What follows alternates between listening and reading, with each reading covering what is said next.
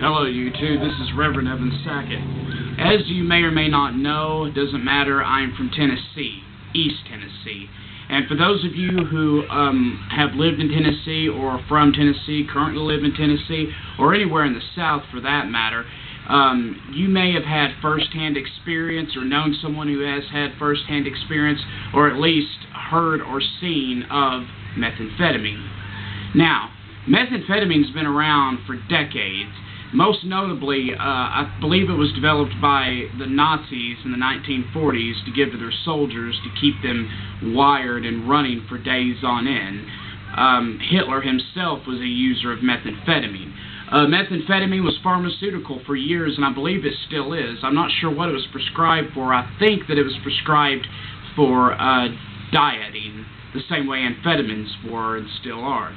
But methamphetamine used to be something that you could get from the doctor. It was in pill form, and I'm sure that if you got it on the black market, it was pharmaceutical methamphetamine. Well, I'm not exactly sure when this happened, but in a certain time in history, people started cooking it up themselves. One of the first groups to do this was the Hells Angels. You may have heard about the Hells Angels getting busted for cooking up crystal meth.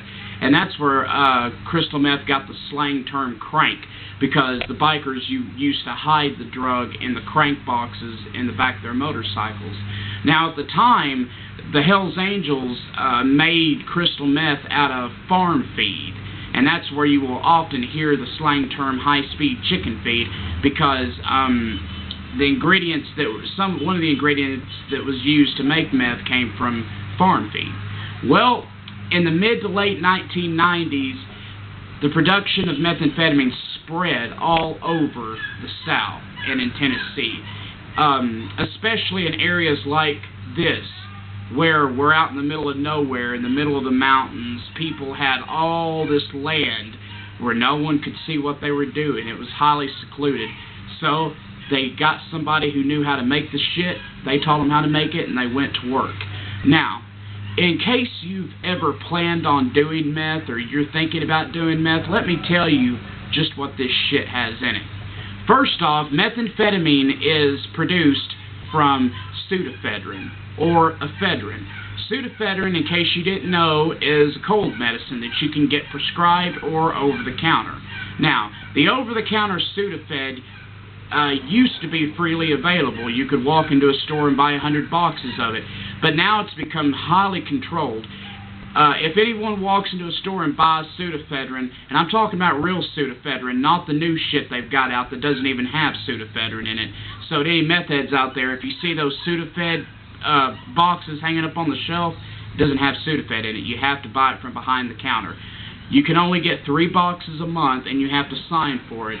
If you go and you buy a whole bunch of boxes and you keep signing for it, then the methamphetamine task force may pay you a visit and ask for the boxes and to see exactly what it is that you're doing with it.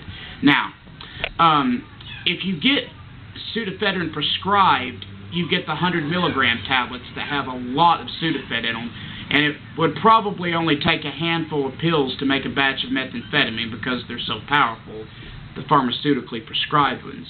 The over-the-counter pseudoephedrine pills have very, very little Sudafed in them.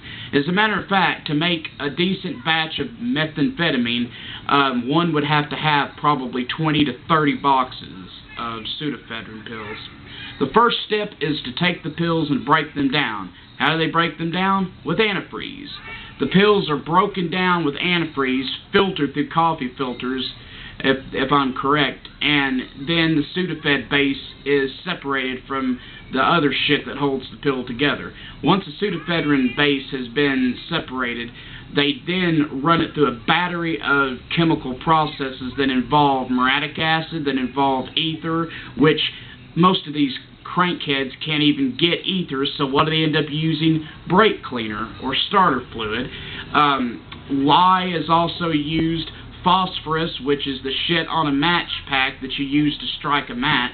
They scrape a lot of phosphorus off of about 300, 400, 500 match packs, and the phosphorus is then combined chemically with the pseudoephedrine base, and it's run through a battery of chemical processes, using various different poisons. Like I said, everything from antifreeze to lye to muriatic acid to phosphorus. All of these extremely corrosive, extremely dangerous chemicals. And the final product is methamphetamine, which in my opinion is not even a drug. It's simply a combination of extremely corrosive, extremely volatile chemicals that is so deadly, I'm amazed it doesn't kill you the first time you use it. The fact of the matter is that methamphetamine is extremely volatile and highly dangerous to produce. These people that are making meth, of course, they don't wear masks or gas masks, and any methamphetamine task force member will tell you that if people knew what they were doing when they were cooking meth, they would be wearing a hazmat suit. That's how deadly this shit is when it's gassing off. Because when you mix the muriatic acid with the compounds, it goes through a process which is referred to as gassing off, where these dangerous fumes are released. And these fucking idiots that make the shit will sit there and breathe these fumes and think that they're getting fucked up off them. And this shit will eat the paint off a wall, so you can imagine what it's doing to your lungs if you're doing this shit. Now, I will admit that I've always had like a curiosity about methamphetamine. I've always wondered if I could make it and make a good batch, because I've always been fascinated with wine making and just taking nothing and making something out of it. But I don't want to go to prison anytime soon. I don't use meth, and I would rather not go to jail just because I wanted to see what it was like to produce the shit.